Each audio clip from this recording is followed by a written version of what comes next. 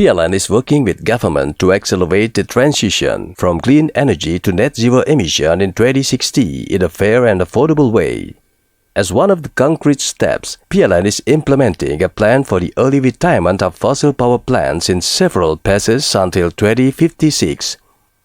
One of the pilot projects for the early retirement of fossil-based power plants under the market scheme is the coal-fired power plants PLTU West Java 2, known as PLTU Pelabuhan Ratu, which has an installed capacity of 3 times 350 megawatts. The PLTU has served as the electricity supplier in the West Java region and is known as one of the environmentally friendly power plants in Sukabumi, West Java.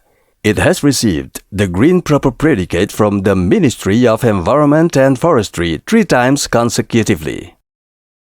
The early retirement program for fossil-based power plants requires the cooperation of all stakeholders. The early retirement of Pelabuhan Ratu Steam Power Plant is the synergy of PLN and Bukit Asam. Bukit Asam is leading investor in the early retirement program.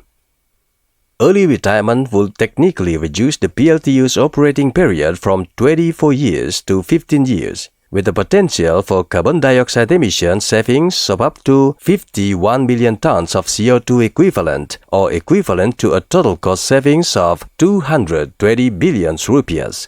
On the other hand, there will be more space for green energy investment in the power sector. For example, the solar power plant.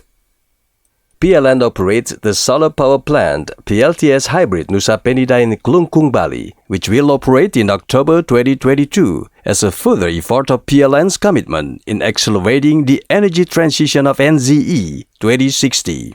PLTS Hybrid Nusa Penida, with a capacity of 3.5 megawatts, will produce 6,387 megawatt-hours and is expected to be able to reduce carbon emissions by 3,200 tons of CO2 per year. PLN continues to make a green energy transition by adhering to the principle of availability, affordability, and acceptability for the sake for a better future.